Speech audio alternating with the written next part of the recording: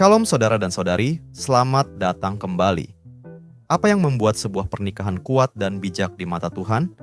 Hari ini kita akan melihat bagaimana Alkitab membayangkan suami dan istri sebagai pembangun rumah tangga bersama, bukan hanya secara emosional atau rohani, tapi di setiap aspek kehidupan. Sebelum kita masuk lebih dalam, mari kita mulai dengan membaca firman Tuhan. Amsal pasal 14 ayat 1 dan pasal 31 ayat 27. Perempuan yang bijak mendirikan rumahnya, tetapi yang bodoh meruntuhkannya dengan tangannya sendiri. Ia mengawasi segala perbuatan rumah tangganya, makanan kemalasan tidak dimakannya. Rekan manajemen. Kitab Amsal mengasumsikan, seperti juga seluruh Alkitab, bahwa suami adalah kepala rumah tangga.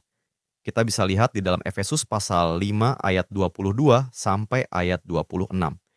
Aku sangat mendorong kamu untuk membaca bagian itu. Kepemimpinan ini bisa diwujudkan dalam bentuk yang berbeda-beda di tiap pernikahan. Tapi, bagaimanapun dipahami, itu tidak bisa berarti bahwa suami membuat semua keputusan manajemen sendiri.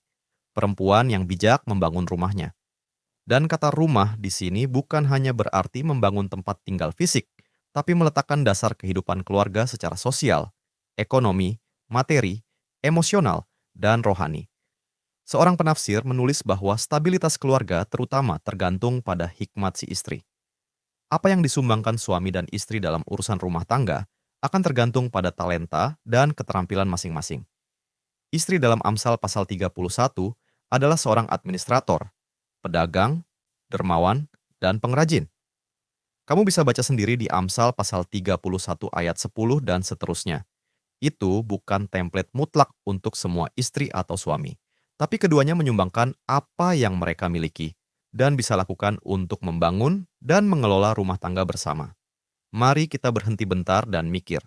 Kalau kamu sudah menikah, apakah kamu dan pasanganmu benar-benar menjadi rekan dalam mengelola rumah tangga?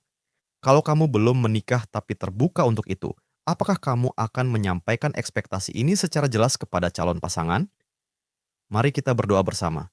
Tuhan Yesus, meskipun Engkau adalah mempelai kami dan kepala kami, seperti tertulis dalam Efesus pasal 5 ayat 25, Engkau memperlakukan kami sebagai sahabat, bukan hamba, karena Engkau mengajak kami terlibat dalam urusan-Mu. Itu tertulis dalam Yohanes pasal 15 ayat 15.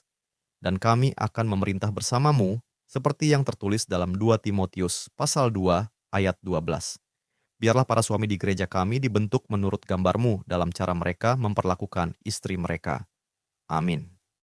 Terima kasih telah bergabung dalam pembelajaran Alkitab hari ini.